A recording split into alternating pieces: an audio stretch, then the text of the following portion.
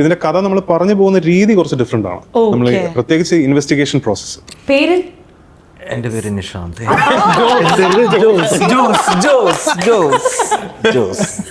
Sorry, gold ഫ്ലേക്സിന്റെ ബ്രാൻഡും കണ്ടല്ലേ അതിൽ വലിക്കുന്നത്?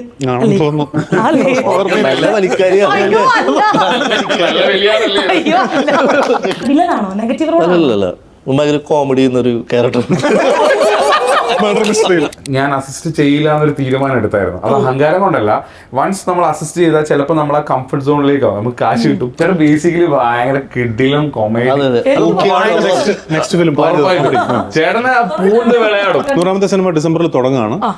കാലന്റെ തങ്കക്കുടം എന്നാണ് പടത്തിന്റെ പേര്. കാലനും ചിത്രഗുപ്തനും ഭൂമിയിലെത്തുന്നതാണ് കഥ. ശരിക്കും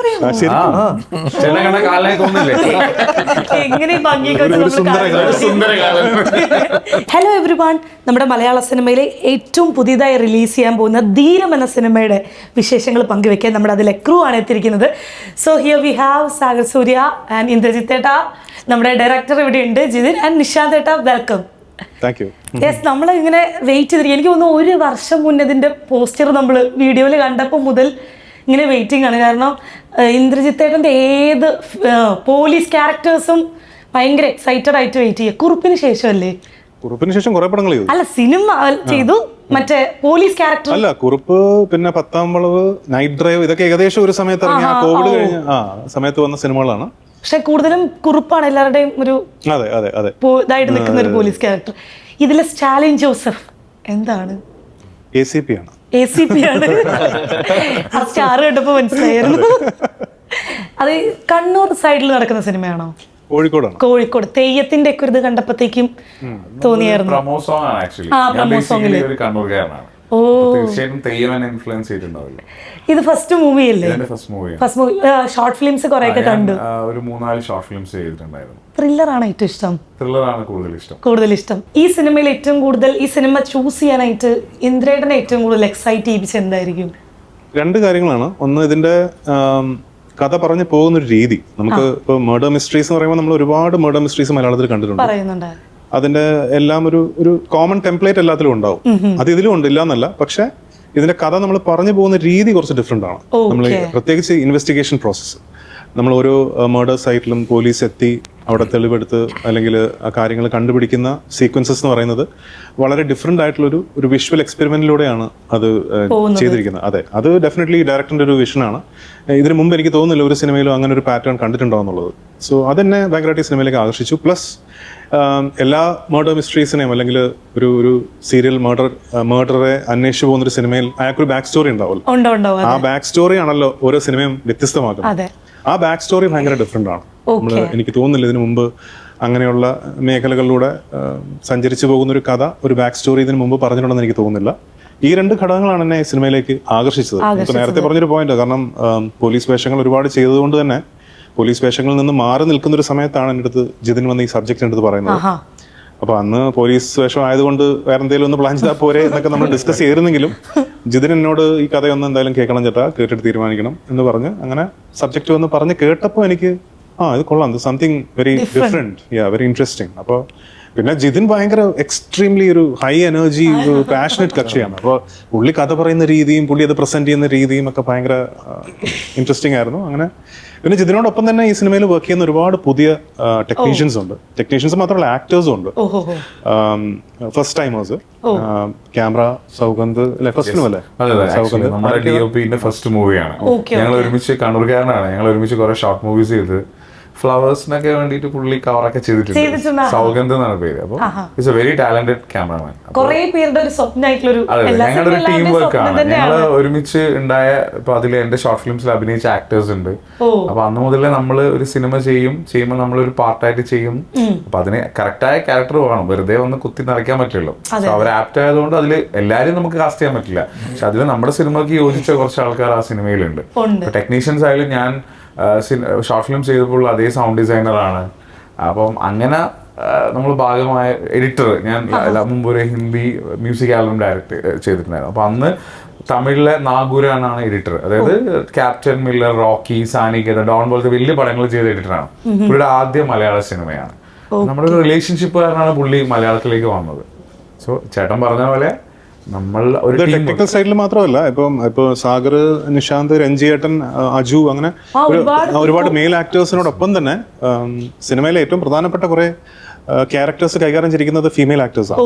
ഒരുപാട് ഇമ്പോർട്ടന്റ് ഫീമെയിൽ ക്യാരക്ടേഴ്സ് ഉള്ള ഒരു സിനിമയാണ്. കാരണം അവരുടെയൊക്കെ ക്യാരക്ടേഴ്സ് ഇപ്പൊ ചെറുതും വലുതുമായ ഒരുപാട് ക്യാരക്ടേഴ്സ് സിനിമയിലുണ്ട്. പക്ഷെ എല്ലാ കഥാപാത്രങ്ങൾക്കും അവരവരുടേതായ ഐഡന്റിറ്റി ഉള്ള ഒരു സിനിമയാണ് ധീരം. ഫീമെയിൽ ക്യാരക്ടേഴ്സിന് നമ്മളിവിടെ ഇരിക്കുന്നത് ഫുൾ പുരുഷന്മാരാണെങ്കിൽ റൂമിൽ അവർ ഇന്റർവ്യൂ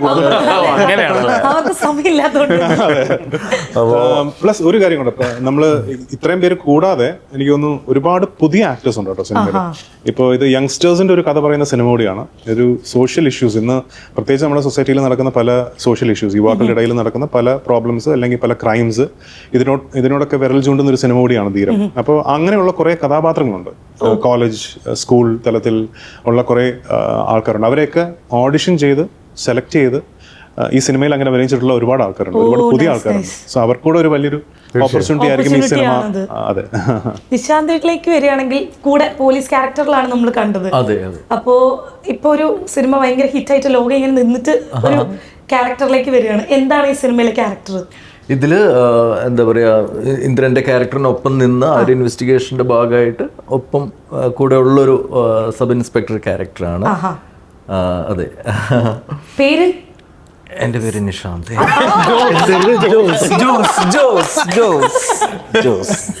സോറി, എന്റെ പേര് നിഷാന്ത്, ക്യാരക്ടറിന്റെ പേര് ജോസ്. അത് ഓർത്തെടുക്കാൻ വേണ്ടി ഞാൻ ഒരു ചേട്ടൻ നമ്മുടെ പടത്തില് വേറത്തെ ഒരു ഡിഫറെന്റ് ലുക്കിലാണ്. അതാണ് എനിക്ക് പേഴ്സണലി, ഞാൻ ആക്ച്വലി ഈ സിനിമയിൽ നമ്മുടെ ഇപ്പം ഇന്ദ്രന്റെ കൂടെ സഞ്ചരിക്കുന്ന ഒരു സ്ത്രീ കഥാപാത്രം, ഒരു മെയിലുണ്ട്. അപ്പം രണ്ടും എസ് ആയിരിക്കും. അപ്പം ഞാനിങ്ങനെ ആലോചിച്ചുകൊണ്ടിരുന്ന സമയത്ത് എനിക്ക് ആര് എന്നുള്ള സ്ഥാനത്തിൽ നിശാന്തേട്ടൻ ഞാൻ പണ്ട് എൻ്റെ സ്കൂൾ കാലഘട്ടത്തിൽ വിരൽ തൊട്ട അന്ന് ഭയങ്കര നമ്മളൊക്കെ ആഘോഷിച്ചൊരു സിനിമയാണ് ആ ജോ അല്ലെ, ആ പാട്ട്. ഇപ്പോഴും ആളുകള് റീൽസിൽ അതിന്റെ സോങ്സ് ഇട്ട് പോകുന്നുണ്ട്. അപ്പം നിശാന്തേട്ടനെ പക്ഷെ ആ ലുക്കിൽ നിന്ന് മാറ്റി വേറൊരു സംഭവം പിടിക്കണം എനിക്ക് ഭയങ്കര നിർബന്ധം ഉണ്ടായിരുന്നു. അങ്ങനെ ഞാൻ ഒരു സ്കെച്ച് ചെയ്യിപ്പിച്ച് ചേട്ടൻ ഇതുവരെ പിടിക്കാത്തൊരു പരിപാടി പിടിക്കണം എന്ന് പറഞ്ഞു.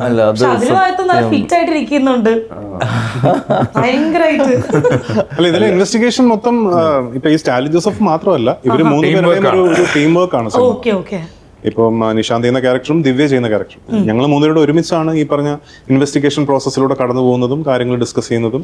അങ്ങനെ അങ്ങോട്ടും ഇങ്ങോട്ടും ഉള്ള ഡിസ്കഷൻസിലൂടെയാണ് ഓരോ കാര്യങ്ങൾ കണ്ടുപിടിച്ച് പോകുന്നത്. ഒരു ഗ്രൂപ്പ് അഫയർ ആണ് ഇൻവെസ്റ്റിഗേഷൻ. കൂടുതലും സിനിമയിൽ കാണുന്നത് നായകനായിരിക്കും കൂടുതൽ കണ്ടുപിടിക്കുന്നത്. ഇവിടെ വരുമ്പോ സാഗർ, നമ്മുടെ ഡോൺ സെബാസ്റ്റ്യന് ശേഷം ഇത് എന്താണ്, വില്ലനാണോ, നെഗറ്റീവ് റോൾ? ഭയങ്കര കോമഡി എന്നൊരു ക്യാരക്ടർ. കോമഡി ഇഷ്ടമാണ്.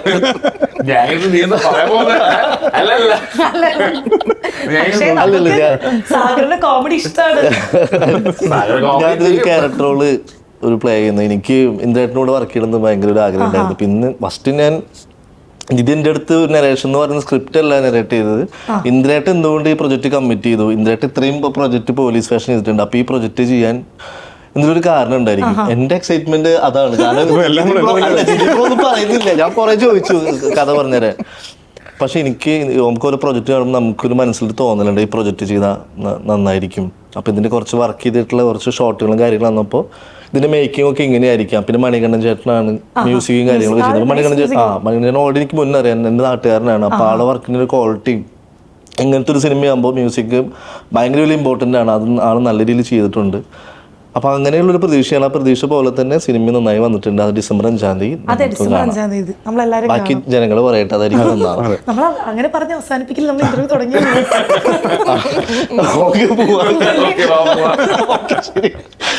അപ്പൊ നമ്മുടെ ഈ സിനിമ വന്ന സമയത്ത് ഈ സ്റ്റാലിൻ ജോസഫ് ആയിട്ട് ഫസ്റ്റ് ഇന്ദ്രേട്ടൻ തന്നെയായിരുന്നു മനസ്സിലുണ്ടായിരുന്നത്? തീർച്ചയായിട്ടും. എനിക്ക് സ്റ്റാലിൻ ജോസഫ്, ഞാൻ ആക്ച്വലി പ്രൊഡക്ഷനെ കാണുന്ന സമയത്ത് ഞാൻ ചേട്ടനോടും പറഞ്ഞു, ഞാൻ ഈ സിനിമ കമ്മിറ്റ്, എനിക്ക് ഈ സിനിമ ചെയ്യാൻ ഞാൻ താല്പര്യം ഉണ്ടായത് ഈ സിനിമയുടെ ക്ലൈമാക്സിൽ ഒരു സംഭവമാണ്. ആക്ച്വലി ചേട്ടൻ പറഞ്ഞ പോലെ എല്ലാ ത്രില്ലേഴ്സും ഒരു ടെംപ്ലേറ്റ് ആണ്. പക്ഷെ ആ ടെംപ്ലേറ്റ് ബ്രേക്ക് ചെയ്യുന്ന ഒരു സെക്കൻഡ് ഹാഫ് നമ്മുടെ സിനിമയ്ക്ക് ഉണ്ട്. As A director I love the second half. അപ്പോ എനിക്ക് എന്റെ സിനിമയിലെ ഏറ്റവും കൂടുതൽ ഇഷ്ടം സെക്കൻഡ് ഹാഫ് ആണ്. കാരണം അവിടെയാണ് നമ്മുടെ വേറൊരു നെറേറ്റീവ് സാധനം വരുന്നത്. അപ്പൊ അതാണ് എന്നെ എക്സൈറ്റ് ചെയ്യിപ്പിച്ചത് ഈ സിനിമയെ. അപ്പൊ ഞാൻ ഫസ്റ്റ് തന്നെ ഇതിൽ ആരെ നായകൻ എന്നുള്ള കേൾക്കുമ്പോൾ ഞാൻ ഭയങ്കര ഇന്ദ്രജിത്ത് ഫാനാണ്. അത് ഞാൻ ചേട്ടൻ ഇത് വെറുതെ ചേട്ടൻ ഒരുപാട് ഞാൻ ചേട്ടനെ വെച്ച് പടം അനൗൺസ് ചെയ്യുമ്പോൾ തന്നെ ഒരുപാട് മെസ്സേജസ് ചേട്ടന് മര്യാദയ്ക്ക് യൂസ് ചെയ്യുന്നില്ല, ചേട്ടൻ ഈ പടത്തിൽ അങ്ങനെ സീരിയസ്ലി അത് കോമൺ ഓഡിയൻസിന്റെ പെർസ്പെക്റ്റീവ് ആണ്. അപ്പൊ ഞാൻ ചേട്ടനോട് പറഞ്ഞപ്പോ എനിക്ക് കിട്ടിയ ഫസ്റ്റ് ഫീഡ്ബാക്ക് ചേട്ടൻ പറയാം. ഞാൻ എന്നെ അറിയുന്ന സിനിമയിലെ സുഹൃത്തുക്കള് ഇപ്പോ അവിടെ ഇൻഡസ്ട്രിയിലുള്ള ആൾക്കാർ ഇന്ദ്രജിത്ത് പോലീസോടെ പിടിക്കൂല അങ്ങനെ തന്നെ പറഞ്ഞത്. ഞാൻ ചേട്ടനെ കാണാൻ പോയി, ചേട്ടന്റെ ലൊക്കേഷനിൽ നിൽക്കുമ്പോൾ അവിടുത്തെ റൈറ്റർ എന്താ കഥ, ഞാൻ ഇൻവെസ്റ്റിഗേഷൻ സ്റ്റോറി പോലീസാണോ? അതെ, ചേട്ടൻ പിടിക്കത്തില്ല, വന്ന വഴി വിട്ടു. അപ്പൊ ഞാൻ കണ്ണൂരിനെ ട്രിവാൻഡ്രം ശംഖുമുഖം ആകെയുള്ള പ്രതീക്ഷ. ഒരു ഇന്റർവ്യൂല് ശ്രീനിവാസൻ ചേട്ടൻ പറഞ്ഞ പോലെ വേണമെങ്കിൽ എനിക്ക് തിരിച്ചു പോകാമായിരുന്നു, തിരിച്ചു പോയാൽ ഒന്നും ചെയ്യാനില്ല. അതുകൊണ്ട് ഞാൻ ചേട്ടനെ വീണ്ടും ഫോഴ്സ് ചെയ്തു. ഇതേപോലെ ചേട്ടാ ഒന്ന് കേൾക്ക്, ഒരു 20 മിനിറ്റ് ചേട്ടൻ കേട്ടിട്ട് ചേട്ടൻ ഇല്ലെങ്കിൽ വിട്ടോ, ഇല്ലെങ്കിൽ നാളെ ദൈവം എന്നോട് ചോദിക്കൂലേ. ചേട്ടൻ എന്റെ അത് നെറേഷൻ കേൾക്കാനുള്ള മനസ്സ് കാണിച്ചു. അതുകൊണ്ടാണ് നമ്മളിങ്ങനെ ഇരിക്കുന്നത്. അപ്പൊ ആ ക്യാരക്ടറിന് ചേട്ടൻ പക്കയാണ്. കാരണം ചേട്ടന്റെ ചില മാനറിസം, എനിക്ക് തോന്നിയിട്ടുള്ളത് ഇന്ദ്രേട്ടൻ ഏത് ക്യാരക്ടറിനും അടിപൊളിയാ. ഇന്ദ്രേട്ടന് ശരിക്കും ഏതാ ഇഷ്ടം? കോമഡി ശരിക്കും ബേസിക്കലി ഞാൻ ഇന്നലെയും പറഞ്ഞു, ചേട്ടൻ ബേസിക്കലി ഭയങ്കര കിഡിലും കോമഡി.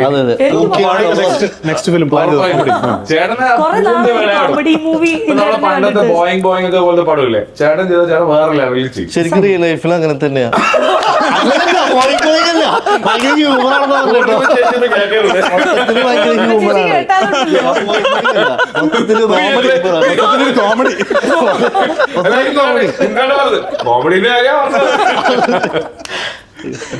പക്ഷെ നമുക്ക് എല്ലാവർക്കും കോമഡിയിൽ എല്ലാവർക്കും വഴങ്ങില്ല എന്ന് പറയുന്നു. പക്ഷെ ഇന്ദ്രേട്ടൻ ചെയ്ത എല്ലാ എനിക്ക് കോമഡി ക്യാരക്ടേഴ്സ് ചെയ്യാൻ ഭയങ്കര ഇഷ്ടമാണ്. എനിക്ക് അങ്ങനത്തെ സിനിമകൾ ചെയ്യാൻ ഭയങ്കര ഇഷ്ടമാണ്. അങ്ങനത്തെ സിനിമകൾ ചെയ്യുമ്പോൾ ഉള്ളൊരു ലൊക്കേഷനിലുള്ളൊരു അറ്റ്മോസ്ഫിയർ എനിക്ക് ഭയങ്കര ഇഷ്ടമാണ്. പക്ഷേ എന്തുകൊണ്ടോ എനിക്ക് വളരെ ലിമിറ്റഡ് ആയിട്ടുള്ള അങ്ങനെയുള്ള കഥാപാത്രങ്ങൾ എന്നെ തേടി എത്തിയിട്ടുള്ളൂ. പക്ഷെ ആ കഥാപാത്രങ്ങളൊക്കെ വലിയ രീതിയിൽ പിന്നെ രാഹുൽ ഹാപ്പി ഹസ്ബൻഡ്സ്, അതിലെ രാഹുൽ എനിക്ക് ഭയങ്കര ഇഷ്ടമാണ്. നമ്മുടെ ഗോവയില് പോകുന്ന സിനിമ അതെനിക്ക് ഭയങ്കര ഇഷ്ടമാണ്. ഞാൻ തിയേറ്ററിൽ പോയി കണ്ട സിനിമ. ഏറ്റവും കോമഡി എന്ന് വെച്ചാൽ ഇപ്പൊ എന്നോട് ഇപ്പൊ ഇതിന്റെ കണ്ടിന്യൂറ്റി ഞാൻ പറയാം. എന്നോട് കുറെ ആൾക്കാർ പറഞ്ഞു ചേട്ടനെ വെച്ച് പടം ചെയ്യുമ്പോൾ ചേട്ടൻ ഭയങ്കര സീരിയസ് ആണ്, ചേട്ടൻ അങ്ങനെ ഒന്നും ഭയങ്കര നിങ്ങൾക്ക് ഭയങ്കര ബുദ്ധിമുട്ടായിരിക്കും, അതും ഒരു ന്യൂ ഡയറക്ടർ അല്ലേ ചേട്ടൻ, അങ്ങനെയൊക്കെ എന്നോട് പറഞ്ഞിട്ടുണ്ടായിരുന്നു. ഞാൻ ഓപ്പൺ ആയി സംസാരിച്ചു. ഞാൻ പക്ഷെ എനിക്ക് അറിയുന്ന ചേട്ടൻ സീരിയസ് ആവേണ്ട കാര്യങ്ങൾ സീരിയസ് ആണ്, അല്ലെങ്കിൽ ചേട്ടൻ പൂക്കിയാണ്.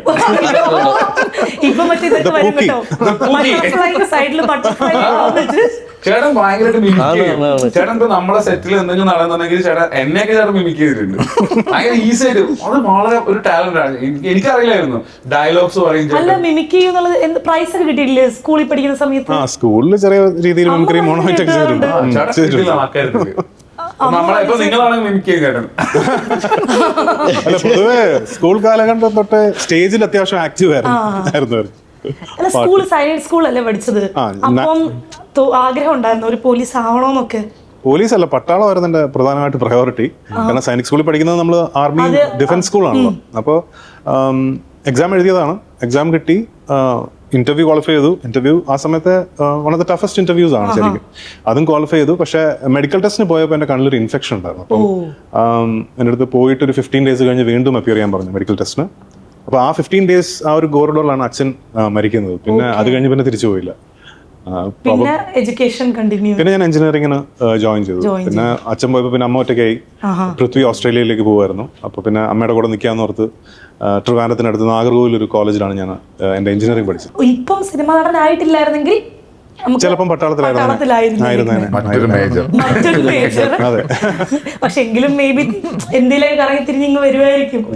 എനിക്ക് നിശാന്തനോട് ചോദിക്കാറുള്ളത്, നീ നമ്മളിപ്പോ പറഞ്ഞല്ലോ ഓൾറെഡി വിരൽ തൊട്ടാൽ ഭയങ്കര ആ സമയത്ത് എല്ലാ പെൺപിള്ളേരുടെയും ഹാർഡ് കോർ ആ സമയത്തല്ല ഇപ്പോഴും ബിക്കോസ് ഞാൻ ചേട്ടനെ ഇപ്പൊ ഞാൻ ഇതിനു മുമ്പ് ലാസ്റ്റ് കണ്ടത് ഡബിങ്ങിനാണ്, നമ്മുടെ ലാസ്റ്റ് ഡബ്. ഞാൻ ഇപ്പൊ ചേട്ടനോട് വന്നിരുന്നത്, ചേട്ടൻ എങ്ങനെയാണ് അന്ന് കണ്ടതിനെക്കാട്ടി വീണ്ടും എങ്ങാവുന്നത്, എന്താണ് ചേട്ടാ? എന്താ അറിയോ, അന്ന് ഞാൻ ഡൈ ചെയ്തപ്പോ ശരിക്കും പിടിച്ചില്ല. ഇപ്രാവശ്യം ശരിക്കും പിടിച്ചു. ചേട്ടനൊരു ഫോട്ടോ വൈറലായിട്ടുണ്ടായിരുന്നു. ഇപ്പൊ അടുത്ത സിക്സ് പാക്ക് ഇവിടെ 10-24 വയസ്സുള്ള പയ്യന്മാർക്ക് പോലും വരുന്നത്. ചേട്ടൻ ഈ ഏജിൽ നല്ല പൊളി. നമ്മളൊക്കെ ഇവിടെ രാവിലെ തൊട്ട് പിന്നെ ചേട്ടനില്ലേ, എനിക്ക് തോന്നുന്നു ചേട്ടൻ ഏറ്റവും വലിയ അഡ്വാൻറ്റേജ്, ചേട്ടൻ ഭയങ്കര കൂളസ്റ്റ് പേഴ്സൺ. അതായത് എന്റെ സെറ്റിലെ ഏറ്റവും കൂളസ്റ്റ് പേഴ്സൺ എന്ന് പറയുന്നത് നിശാന്ത് ഏട്ടനാ. അതൊരു ഭയങ്കര ഒരു ശരിയാ. നിശാന്തിനോട് ടൈം സ്പെൻഡ് ചെയ്യുമ്പോൾ ശരിക്കും സമയം ഒന്നും അറിയത്തില്ല. അത് ഭയങ്കര കൂളാണ്. കുറിച്ച് ആലോചിക്കത്തില്ലെന്നാണോ? അല്ലല്ല, പുള്ളി ചില്ലാണ്. അതായത് നമുക്കൊക്കെ ടെൻഷൻ, നമ്മൾ ഭയങ്കര ചിലപ്പോൾ എപ്പോഴെങ്കിലും ടെമ്പറൊക്കെ നമുക്ക് മനുഷ്യന്മാരല്ലേ, പക്ഷെ ചേട്ടൻ അത് ഡീൽ ചെയ്യാൻ അറിയാം. അതൊരു ഭയങ്കര, ഞാൻ ചേട്ടനിൽ നിന്ന് പഠിക്കുന്ന, സൂപ്പർ ക്വാളിറ്റി. പിന്നെ ഡൗൺ ടു എർത്ത് ആണ് ചേട്ടൻ. അതൊക്കെയാണ് എനിക്ക് ചേട്ടനെ ഇൻസ്പയർ ഫുൾ എന്റർടൈൻമെന്റ് ആണ് എപ്പോഴും. ഇപ്പൊ ഞങ്ങള് പണ്ട് വേറൊരു സിനിമയുണ്ട്, സൂര്യകിരീടം എന്ന് പറഞ്ഞിട്ട് ജോർജ് കിത്തു സാർ ഡയറക്ട് ചെയ്ത പടം. അതില് ഞങ്ങൾ തമ്മിൽ ഫൈറ്റ് ഉണ്ടായിരുന്നു. ചിരിച്ചിട്ട് ഫൈറ്റ് ചെയ്യുന്ന സമയത്ത് ചിരിച്ചിട്ട് കോമഡി പടത്തിലെ ഫൈറ്റ് പോലെ ആയിപ്പോയി. അല്ല, അന്ന് ലവ് ലെറ്റേഴ്സ് ഒക്കെ വന്നിട്ടുണ്ടാവില്ലേ? അങ്ങനെ എന്തെങ്കിലും ഓർത്തിരിക്കുന്നൊക്കെ ഉണ്ടോ? ഇപ്പോഴും അന്ന് ലവ് ലെറ്റേഴ്സ് ആണെങ്കിൽ ഇൻസ്റ്റയിലൊക്കെ ആയിരിക്കും DM വരുന്നത്. ക്യാമറ ഓഫ് ആക്കിയാ ചേട്ടൻ ഉണ്ടോ? ഇത് അങ്ങനെയൊക്കെ വരുമായിരുന്നു. പിന്നെ തീർച്ചയായിട്ടും ഇപ്പോഴും വരാറുണ്ട്.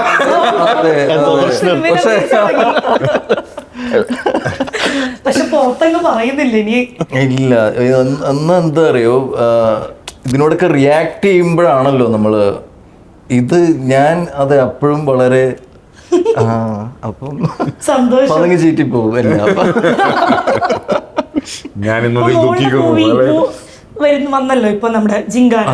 അപ്പൊ എന്താണ് ഒരു അച്ഛൻ എന്ന നിലയ്ക്ക് മോള് സെയിം പാത്വേയിൽ പോകുമ്പോൾ തോന്നുന്നത്? എന്തെങ്കിലും അഡ്വൈസ് ഒക്കെ കൊടുക്കാറുണ്ടോ സിനിമയിൽ? ഇല്ല ഒന്നും അങ്ങനെയുള്ള ഒരു അഡ്വൈസ് കൊടുക്കലും പരിപാടികളൊന്നും ഇല്ല. സത്യം പറഞ്ഞാൽ അവരുടെ അടുത്ത് നിന്നാണ് അല്ലേ ഇപ്പോഴത്തെ ജനറേഷൻ. നമ്മൾ അവരുടെ അടുത്ത് നിന്നാണ് പഠിക്കാനുള്ളതും. നമുക്കാകെ ചെയ്യാൻ പറ്റുന്ന ഒരു കമ്മ്യൂണിക്കേഷൻ ചാനൽ എപ്പോഴും ഓപ്പൺ ആക്കി വെക്കാന്നുള്ളത്. എന്ത് കാര്യവും നമ്മളോട് ഒന്ന് തുറന്ന് സംസാരിക്കാനുള്ള ഒരു സ്വാതന്ത്ര്യം അവർക്കുണ്ട് എന്ന് അവർക്കൊരു ധാരണ ഉണ്ടെങ്കിൽ that is the best way to deal with it. കാരണം എന്തെങ്കിലും ഒരു പൂർണിമ ചേച്ചി കൂൾ പാരന്റ്സ് സോഷ്യൽ മീഡിയ വിളിക്കുന്നത്. അപ്പൊ എന്തുണ്ടെങ്കിലും അച്ഛനോടോ അല്ലെങ്കിൽ അമ്മയോടോ ഒന്ന് സംസാരിക്കാൻ പറ്റും എന്നൊരു തോന്നൽ അവർക്കുണ്ടെങ്കിൽ അതാണ് ഇന്നത്തെ ഏറ്റവും വലിയൊരു ഇതെന്ന് പറയുന്നത്. പാരന്റിങ്ങിന് നമ്പർ 1 റൂൾ. കാരണം അച്ഛനോട് പറയാൻ പറ്റില്ല അല്ലെങ്കിൽ അമ്മയോട് പറയാൻ പറ്റില്ല എന്ന് തോന്നിക്കഴിഞ്ഞാൽ മേ ബി അവർ പോകുന്ന റൂട്ട് ചിലപ്പം കറക്റ്റ് ആയിരുന്നു വരത്തില്ല. മറ്റേ എന്തുണ്ടെങ്കിലും അച്ഛനോട് പറയാം അല്ലെങ്കിൽ അമ്മയോട് പറയാം, സംസാരിക്കാം, കമ്മ്യൂണിക്കേറ്റ് ചെയ്യാം എന്നൊരു ചിന്തയുണ്ടെങ്കിൽ that's the best way to parent. That's number 1 rule of parenting ഇന്നത്തെ കാലത്ത്. കാരണം ഇന്നത്തെ ജെൻസി എന്ന് പറയുന്നത് വളരെ ഒപ്പീനിയനേറ്റഡ് ആണ് എല്ലാ കാര്യങ്ങൾക്കും. അവർക്ക് നമ്മളെക്കാളും 15 വയസ്സുള്ള ഒരു കുട്ടി എന്ന് പറയുമ്പോൾ 20-22 വയസ്സുള്ള കുട്ടിയുടെ ഒരു മെച്ചൂരിറ്റി ഉള്ള അങ്ങനത്തെ ഒരു ഇതിലാണ് പോകുന്നത്. അപ്പോൾ അവർ കുറെ കൂടെ world is on the finger tips. എല്ലാവർക്കും ഇന്റർനെറ്റ് ആക്സസും very open to the world. അപ്പോൾ അതുകൊണ്ട് നമ്മളെപ്പോഴും എന്ത് കാര്യവും നമ്മളോട് സംസാരിക്കാൻ പറ്റും അല്ലെങ്കിൽ എന്തും ഡിസ്കസ് ചെയ്യാൻ പറ്റും എന്നുള്ളൊരു ഇത് അവരുടെ മനസ്സിൽ എപ്പോഴും സ്പേസ് അവർക്കുണ്ടെങ്കിൽ that is the best way to parent these days. Yes, അങ്ങനത്തെ പാരന്റ്സ് ആയിട്ടാണ് സോഷ്യൽ മീഡിയ ഇവരെ രണ്ടുപേരെയും കാണുന്നത്.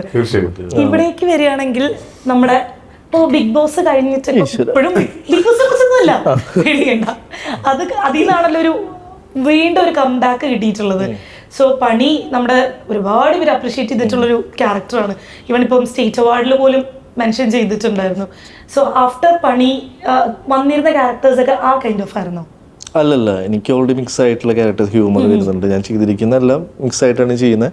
പണി ചെയ്തുകൊണ്ട് ആ ഷെയ്ഡിലുള്ള ക്യാരക്ടേഴ്സ് മാത്രമല്ല എല്ലാം വരുന്നുണ്ട്. Nice nice. അപ്പം ഇനി വരുമ്പോൾ ആ ക്യാരക്ടർ ഡോൺ സെബാസ്റ്റ്യനിലേക്ക്, പക്ഷെ എനിക്ക് എന്നാൽ ആ സിനിമ കണ്ടപ്പോൾ ഉണ്ടല്ലോ സത്യം പറഞ്ഞ മനസ്സുകൊണ്ട് ആഗ്രഹിക്കുന്നത് ഇതൊന്നും ചത്തു പോയിരുന്നെങ്കിൽ എന്ന് ആലോചിച്ചുകൊണ്ടിരിക്കുമ്പോഴാണ് പൊട്ടിത്തുറക്കുന്നത്. അതാണ് സിനിമ. അതെ അതെ അതെ, നമുക്ക് കണ്ടിരിക്കുന്ന ഒരു പ്രേക്ഷകർക്ക് സാറ്റിസ്ഫൈഡ് ആയി. അങ്ങനെ ആക്ച്വലി ആ ക്യാരക്ടർ അത്രയും ബിൽഡിലുള്ളതുകൊണ്ട് ആ സിനിമ അത്രയും വർക്കായിരുന്നു. കാരണം ആ സിനിമയിൽ മെയിൻ അവര് രണ്ടാളോ, അവരുടെ ക്യാരക്ടർ നിന്നില്ലെങ്കിൽ ആ പടം നിൽക്കത്തില്ല. പ്രകമ്പനം ഹ്യൂമറാണ്. ഹ്യൂമറാണ്. പ്രകമ്പനം എന്നൊരു സിനിമ വരുന്നുണ്ട്. ആണോ? അത് ഹ്യൂമറാണോ? അത് ഫുൾ ഹ്യൂമറാണ്. ഇന്ദ്രേട്ടന്റെ അമ്മയൊക്കെ ഉണ്ടായില്ലേ, ഒരു മെയിൻ ക്യാരക്ടറാണ്. എല്ലായിടത്തും ഉണ്ട്. ഇവരെക്കാൾ തിരക്കാൻ തോന്നുന്നു. അങ്ങനത്തെ സൂപ്പറായിട്ട് പൊയ്ക്കൊണ്ടിരിക്കുകയായിരുന്നു. എനിക്ക് ഈ ഒരു പോസ്റ്റർ കണ്ടപ്പോൾ വേറൊരു കാര്യം കൂടെ ഓർമ്മ വന്നു. എല്ലാവർക്കും ഇന്ദ്രേട്ടന്റെ ഏറ്റവും ഇഷ്ടപ്പെട്ട ക്യാരക്ടർ ഒന്ന് ലെഫ്റ്റിലെ ഇടിയൻ ജയനാണ്. ആ ഒരു സിഗരറ്റ് വലിച്ചിരിക്കുന്ന ആ ഒരു ഇത് പോയപ്പോ ആ ഒരു റിസംബിൾസ് ഒക്കെ തോന്നി. ഗോൾഡ് ഫ്ലേക്സിന്റെ ബ്രാൻഡ് കണ്ടല്ലേ അതിൽ വലിക്കുന്നത്.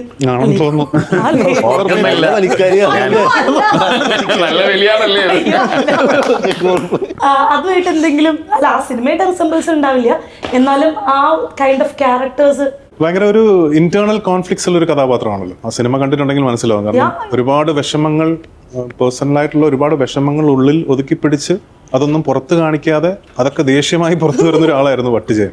ആ ദേഷ്യമാണ് അയാൾക്ക്, ആ ദേഷ്യം ഉള്ളതുകൊണ്ടാണ് അല്ലെ വട്ടിജയൻ എന്ന് വിളിക്കുന്നത്. അപ്പൊ അത് ഒരുപാട് കണ്ണുകൊണ്ട് അഭിനയിക്കേണ്ട ഒരു സിനിമയായിരുന്നു. അധികം സംസാരം കുറവ്, but more through the I. ഭയങ്കര ഡിഫിക്കൽട്ട് ആയിരുന്നു ആക്ച്വലി, ഇല്ലാന്ന് ഞാൻ പറയുന്നില്ല. കാരണം പിന്നെ Murali is A writer like that. പുള്ളി അത് എപ്പോഴും ഒരു കഥാപാത്രം സൃഷ്ടിക്കപ്പെടുമ്പോഴാണല്ലോ അതിന്റെ ഒരു സോൾ ഉണ്ടാവുന്നത്. അപ്പോൾ അങ്ങനത്തെ, and he's A good communicator. നമുക്ക് ഈ കറക്റ്റ് ആയിട്ട് ഒരു ക്യാരക്ടർ ഫീഡ് ചെയ്ത് തരാൻ പുള്ളിക്ക് നന്നായിട്ട് പറ്റും. മുരളിയോട് കുറച്ചു നേരം സംസാരിച്ച് എപ്പോഴും ഒറ്റ അടിക്ക് ഫുൾ ക്യാരക്ടർ നമുക്ക് പറഞ്ഞു തരില്ല. പതുക്കെ നമ്മളെ അതിലോട്ട് വാമപ്പ് ചെയ്ത് കൊണ്ടുവന്നായിരിക്കും ഷൂട്ടിംഗ് തുടങ്ങുന്നത്. അപ്പോൾ നമുക്ക് ഷൂട്ടിംഗ് തുടങ്ങുമ്പോൾ നമ്മൾ ഓൾറെഡി ആ ക്യാരക്ടറായിട്ട് മാറിയിട്ടുണ്ടാവും. സോ അതെന്റെ one of the most challenging characters ആണ്. ആൻഡ് എനിക്ക് ഒരുപാട് രീതിയിലൊരു വലിയൊരു മൈലേജ് തന്നൊരു ക്യാരക്ടർ. ആ സിനിമയിൽ ചേട്ടൻ പറഞ്ഞോളൂ, ആ സിനിമയിൽ നമുക്ക് ചില സിനിമകളിൽ ഏറ്റവും ബെസ്റ്റ് സീനുകൾ ഉണ്ടാവല്ലോ. അതിൽ എയർപോർട്ട് പോയിട്ട് അവളോട് സംസാരിക്കുന്ന ഒരു സാധനമുണ്ട്. നീ വിചാരിക്കില്ല എന്നാ ചേട്ടാ ആ ഡയലോഗ് ഒന്ന്. നിന്നെ അന്ന് കണ്ടപ്പോഴേ എന്റെ അമ്മ പറഞ്ഞാണ്. അത് ഭയങ്കര, അത് ഇപ്പോഴും നമ്മൾ one of the best sequence ആണ്. ഭയങ്കര എല്ലാവരുടെ ഇഷ്ടപ്പെട്ട ഒരു ക്യാരക്ടേഴ്സിൽ ഒന്ന് അതായിരിക്കും. അതേപോലെ തന്നെ എനിക്ക് ഈ ഒരു സിനിമയിൽ തുടങ്ങിയപ്പോൾ നമ്മൾ പണ്ട് മീശമാധവനിൽ നിന്നല്ലേ പോലീസ് ക്യാരക്ടേഴ്സ് സ്റ്റാർട്ട്, അതിലും ഇതേപോലത്തെ ഇച്ചിരി കോമഡി ആയിട്ടുള്ളൊരു എന്നാൽ സീരിയസ് ആയിട്ടുള്ള ഒരു പോലീസ് ക്യാരക്ടറാണ് ചെയ്തിട്ടുള്ളത്. അതിനോടൊക്കെ ഒരുപാട് പോലീസ് ക്യാരക്ടർ. ഇതിനകത്ത് വട്ടിജയൻ അല്ലാതെ ഒരു ഫേവറേറ്റ് ആയിട്ടുള്ള ഒരു പോലീസ് ക്യാരക്ടർ ഉണ്ടോ? ഞാനൊരു 10-25 സിനിമയിൽ പോലീസ് കഥാപാത്രങ്ങൾ ചെയ്തു. അതിൽ ഫേവറേറ്റ് ആയിട്ട് ഇപ്പൊ കുറുപ്പ്, ലേറ്റസ്റ്റ് വന്നതിൽ കുറുപ്പ് നല്ലൊരു ഭയങ്കര ഇൻട്രസ്റ്റിംഗ് ആയിട്ടുള്ളൊരു വേഷമായിരുന്നു. പിന്നെ നൈറ്റ് ഡ്രൈവ്, വൈശാഖിന്റെ നൈറ്റ് ഡ്രൈവ്, അതിൽ നല്ല ക്യാരക്ടറായിരുന്നു. എനിക്ക് തന്നെ ഓർമ്മയില്ല കേട്ടോ, കുറെ സിനിമകൾ ചെയ്തതാ പോലീസായിട്ട്. പറഞ്ഞല്ലോ. അതെ, ഇപ്പം ബാബുജി. പിന്നെ റൺവേയിലെ ബാലു ദാമോദരൻ, അത് ഉണ്ടായിരുന്നു. ആ സമയത്ത് കുറെ പോലീസ് ക്യാരക്ടേഴ്സ് പക്ഷെ നന്നായി ചേരുന്ന ഒരു കൈൻഡ് ഓഫ് ആയിരുന്നു. ആ സമയത്തല്ല, ഞാൻ എന്റെ ഉടനീളം എന്റെ കരിയറിൽ മുഴുവൻ ഇങ്ങനെ ഈക്വൽ ഇന്റർവെൽസിലായിട്ട് പല പല വേഷങ്ങൾ ചെയ്തിട്ടുണ്ട്. ഇത് 99 മൂവി എങ്ങാണ്ടല്ലേ വരുന്നത്? 98 മൂവിയാണ്. 99 ഇപ്പൊ ഷൂട്ടിംഗ് നടന്നുകൊണ്ടിരിക്കുന്നത്. ഓക്കെ. അപ്പം 100ലേക്ക് എത്തിക്കൊണ്ടിരിക്കുകയാണ് സിനിമ. അപ്പോ ഫ്രം ഊമപ്പെണ്ണല്ലേ സ്റ്റാർട്ടിങ്, ഫ്രം ഊമപ്പെണ്ണ് ടു ധീരം, എങ്ങനെയാണ് കരിയർ നോക്കുമ്പോ? ഇങ്ങനെ ഭയങ്കര ബ്ലെസ്ഡ് ആയിട്ടാണ് എനിക്ക് തോന്നുന്നത്. കാരണം എപ്പോഴും എല്ലാവരും ആഗ്രഹിക്കുന്ന ഒരു കാര്യമാണ് ഒരു ഒന്നിനു പുറകെ ഒന്നായിട്ട്, അല്ലെങ്കിൽ നമുക്കൊരു 100 ഫിലിംസ് ആകുമ്പോൾ, അല്ലെങ്കിൽ ഇന്ന് മുതൽ നമ്മളൊരു 15 വർഷം കഴിയുമ്പോൾ എല്ലാത്തരം വേഷങ്ങളും നമ്മൾ ചെയ്തിട്ടുണ്ടാവണം. അല്ലെങ്കിൽ പ്രേക്ഷകർ നമ്മളെ കണ്ട് അയാൾ നല്ലൊരു നടനാണ്, ഒരു നല്ല നടനാണെന്ന് പ്രേക്ഷകരെ കൊണ്ട് പറയുക എന്ന് പറയുന്നത് അതൊരു ഭയങ്കര ബ്ലെസ്സിങ് ആണ്. അതെല്ലാവർക്കും പറ്റിയെന്ന് വരത്തില്ല. പക്ഷേ എന്നെ സംബന്ധിച്ചോളം ഞാനതൊരു ഭയങ്കര ഭാഗ്യമായിട്ട് ഞാൻ കാണുന്നു. കാരണം എൻ്റെ beginning of the career മുതൽ അതിന് definitely I'm thankful to the filmmakers I've worked with, I'm thankful to the writers I've worked with.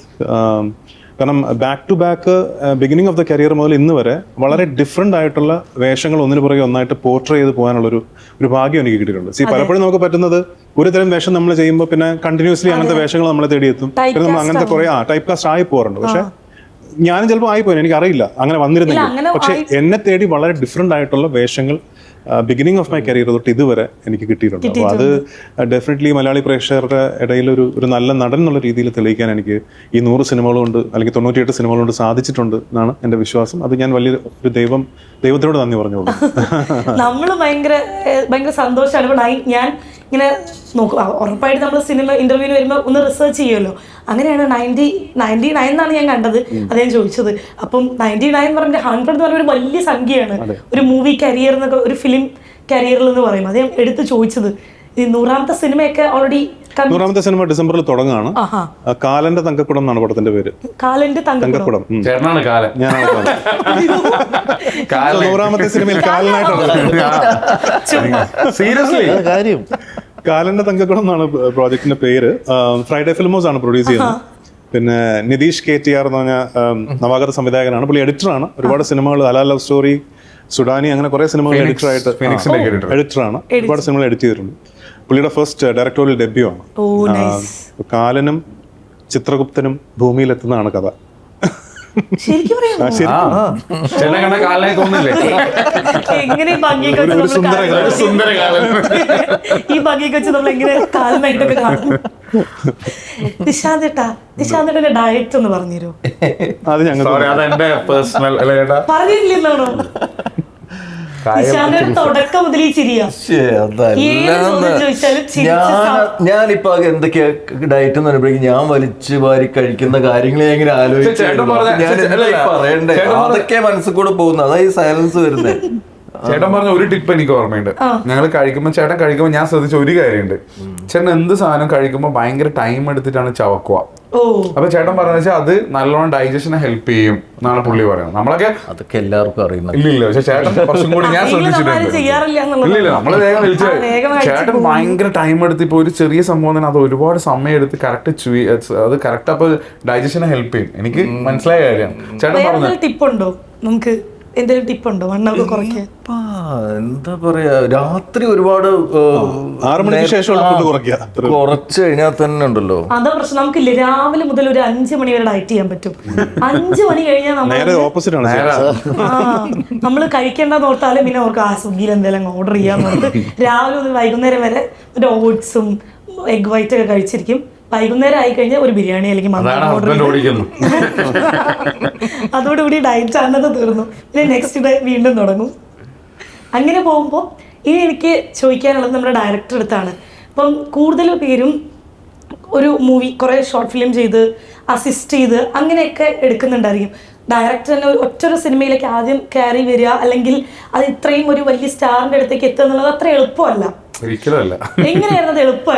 എളുപ്പമായില്ല. Because ഞാൻ വരുന്നത് കണ്ണൂരിൽ നിന്നാണ്. അപ്പോൾ ഫസ്റ്റ് ഓഫ് ഓൾ കൊച്ചി, ഇപ്പം ഇവിടെ സിനിമാക്കാരൊക്കെ ഉള്ളത് കൊച്ചിയിലല്ലേ.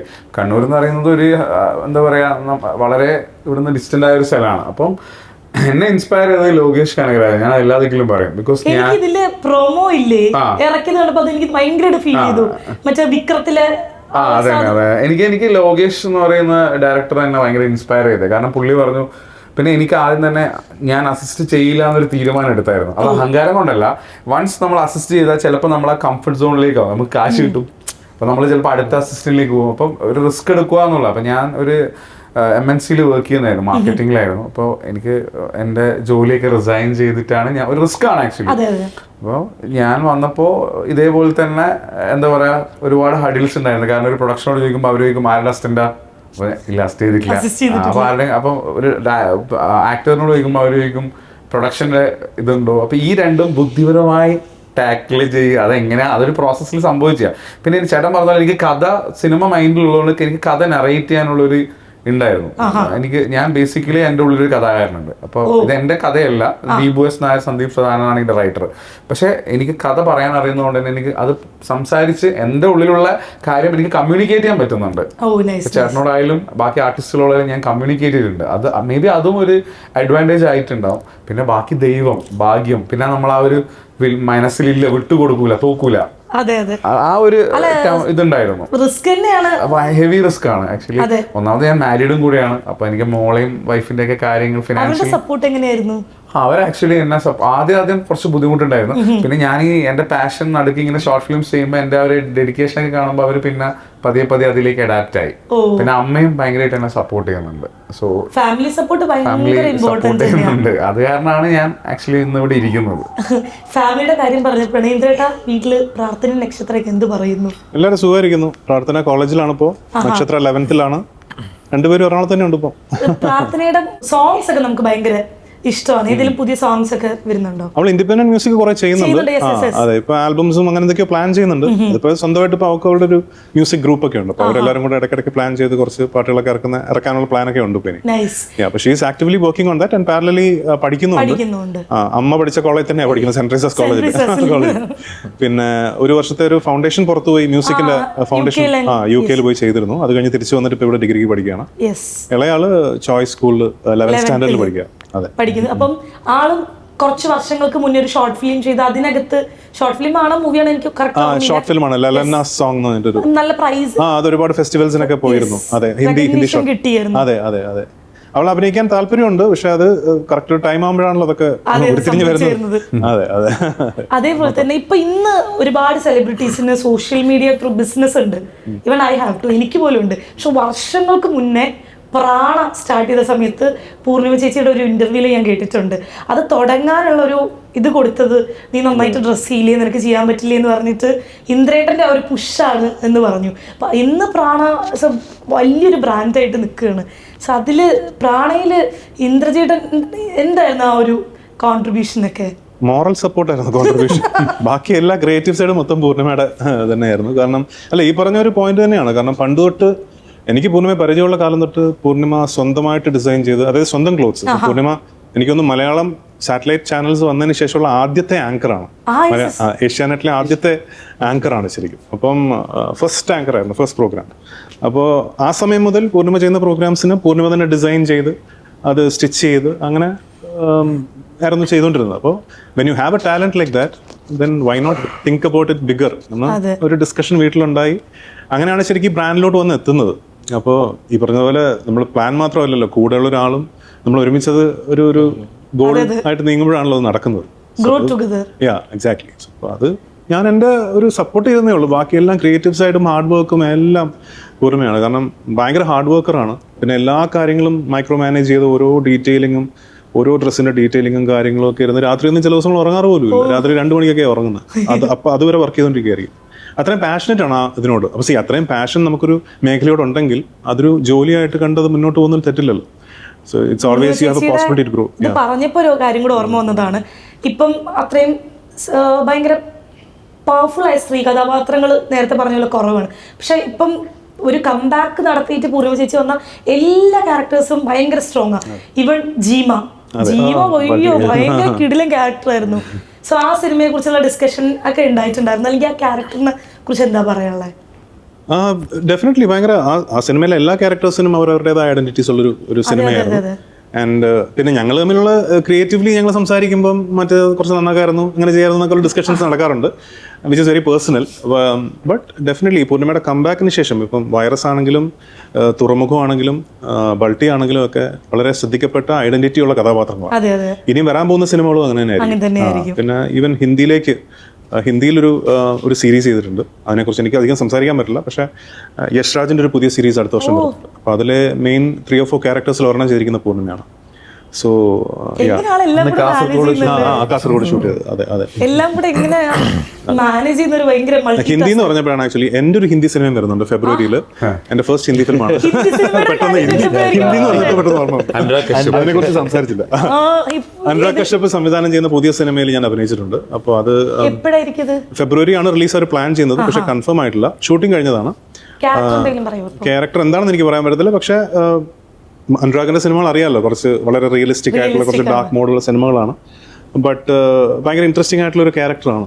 I mean for first Hindi film ഭയങ്കര പെർഫോമൻസ് ഡ്രിവൺ ഒരു ക്യാരക്ടറാണ്. ഒരു സിനിമ ഡയറക്റ്റ് ചെയ്യണമെന്ന് ഇങ്ങനെ പറഞ്ഞിട്ടുണ്ടായിരുന്നില്ലേ? ഇത് ഞാൻ എന്താ അറിയോ, പലരും പറയുന്നത് ഞാൻ പറഞ്ഞിരുന്നില്ല എന്നുള്ളതാണ്. പക്ഷെ എന്നോട് ചോദിക്കുമ്പോൾ സംവിധാനം ചെയ്യാൻ താല്പര്യമില്ലെന്ന് ചോദിക്കുമ്പോൾ ഉണ്ടെന്ന് നമ്മൾ പറയുമല്ലോ. അത് പിന്നെ പുറത്ത് ന്യൂസ് വരുന്ന ഇന്ദ്രിയത്ത് സംവിധാനത്തിന് ഇറങ്ങുന്നു എന്നുള്ളതാണ്. പിന്നെ ഇന്ദ്രിയത്ത് ഈ സിനിമ ചെയ്യാൻ പോകുന്നു, ആ സിനിമ ചെയ്യാൻ പോകുന്നു. പക്ഷെ ഞാൻ ഇതുവരെ എവിടെയും ഒരു പ്രസ് മീറ്റ് വിളിച്ചിട്ട് ഞാനൊരു സിനിമ ചെയ്യുന്നു എന്ന് എവിടെയും പറഞ്ഞിട്ടില്ല. എനിക്ക് ഡെഫിനറ്റ്ലി എൻ്റെ മനസ്സിൽ ഒരു ആഗ്രഹം അങ്ങനെയുണ്ട്. പക്ഷെ ഞാൻ പൊതുവേ ഈ മൾട്ടി ടാസ്ക് ചെയ്യാൻ അത്ര മിടുക്കനല്ല. ഞാനിപ്പോൾ അഭിനയത്തിൽ ശ്രദ്ധിച്ചുകൊണ്ടിരിക്കുന്ന സമയത്ത് പാരലലി എന്നൊരു പടം പ്ലാൻ ചെയ്യാം എന്ന് വിചാരിച്ചാൽ എനിക്ക് അവിടെയും ശ്രദ്ധിക്കാൻ പറ്റില്ല, ഇവിടെയും ശ്രദ്ധിക്കാൻ പറ്റില്ല.